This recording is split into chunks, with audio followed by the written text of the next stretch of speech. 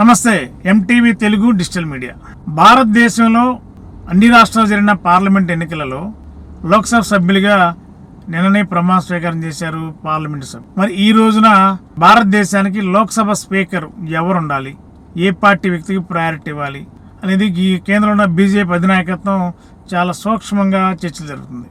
మరి కేంద్రంలో 272 magic figure ఉండవలసిన బీజేపీ అధినాయకత్వానికి మ్యాజిక్ ఫిగర్ రాలేదు. 240కే పరిమితమైంది బీజేపీ కేంద్రంలో. ఇవాళ ఆంధ్రప్రదేశ్లో 16 స్థానాలున్న టీడీపీ ఇవాళ సంకీర్ణ ప్రభుత్వంలో కీలకంగా మారింది. ఎన్డీఏ గవర్నమెంట్లో టీడీపీ ఎంపీల మద్దతుతోనే కేంద్రంలో బీజేపీ ప్రభుత్వం నడుస్తుంది. కాబట్టి ఆంధ్రప్రదేశ్లో ఇవాళ టీడీపీ చెప్పిన వారికి, అదేవిధంగా టీడీపీలో బలం ఉన్న వారికి, టీడీపీ ఎవరిని ప్రతిపాదిస్తే వారికే కేంద్రంలో కీలక పదవులు. ఇప్పటికే కేంద్ర మంత్రులుగా కింజారపు రామ్మోహన్ నాయుడు, పెమ్మసాని చంద్రశేఖర్ గారు, ఒకరికి క్యాబినెట్ మినిస్టరు, ఇద్దరికి సహాయ మంత్రులు. బీజేపీ కోటాలో భూపతిరావు శ్రీనివాస్ వర్మ, నర్సాపురం ఎంపీ. మరి లోక్సభ స్పీకర్గా ఎవరుండాలి?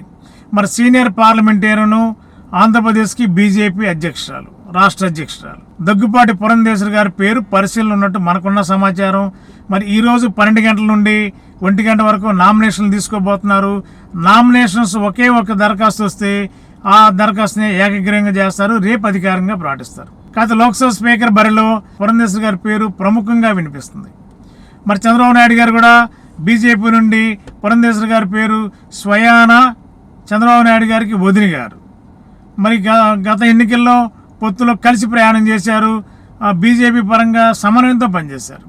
కాబట్టి కేంద్రంలో ఉన్న బీజేపీ నాయకత్వం కూడా ఒక సీనియర్ పార్లమెంటేరియన్గా ఆంధ్రప్రదేశ్కి లోక్సభ స్పీకర్ ఇస్తే ఆంధ్రప్రదేశ్కు ఉన్న నిధుల కొరత కానీ ఇతర విషయాల్లో కొంత ఆర్థికంగా వెసులుబాటు రేపీ అభివృద్ధిలో ఉపయోగపడడానికి చంద్రబాబు నాయుడు గారి యొక్క వ్యూహంలో భాగంగా పురంధేశ్వరి గారిని లోక్సభ స్పీకర్గా ఉంటే అన్ని శాఖల మంత్రులతో ఆంధ్రప్రదేశ్కి కొంత నిధులు తెచ్చుకునే ఆలోచనే ఇవాళ పురంధేశ్వరి గారి పరిశీలనలో పెట్టినట్టు తెలిసింది.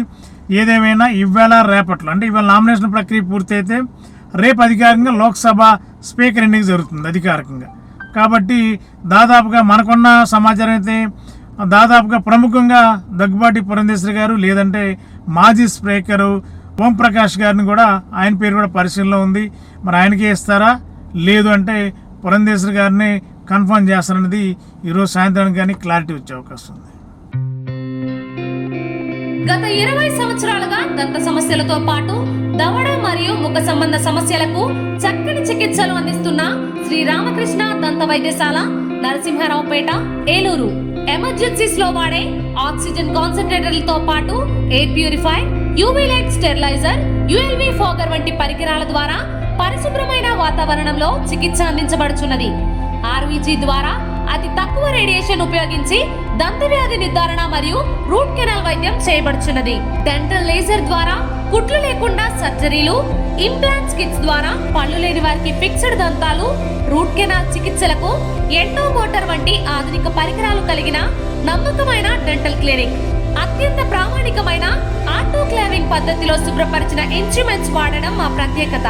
దంత సమస్యలకు చికిత్సతో పాటు విరిగిన దవడ మరియు ముఖ ఎముకలకు చికిత్స, ఎత్తు మరియు వంకర దవడలకు కాస్మెటిక్ సర్జరీ, యాక్సిలోఫేషియల్ వంటి చికిత్సలకు చిరునామా శ్రీ రామకృష్ణ దంత వైద్యశాల, వేములపల్లి రెసిడెన్సీ అపార్ట్మెంట్, నరసింహారావుపేట, ఏలూరు. మీ ఏలూరు చందన బ్రదర్స్ షాపింగ్ మాల్లో డిసెంబర్ 4వ తేదీ నుండి 23వ వార్షికోత్సవ క్రిస్మస్ మరియు సంక్రాంతి గ్రేట్ గిఫ్ట్స్ ఫెస్టివల్. ప్రతి 1499 రూపాయలు పైబడిన వస్త్రాల కొనుగోలుపై విలువైన ఉచిత బహుమతులు, వార్షికోత్సవ వరాల జల్లు, అద్భుతమైన స్పాట్ గిఫ్ట్లతో ఆనందాల వెల్లువ. ప్రతి ఒక్కరూ విజేతే. అన్ని రకాల వస్త్రాలు ఆఫర్లలోనే. Chandana brothers shopping mall, main Bazar, Eluru.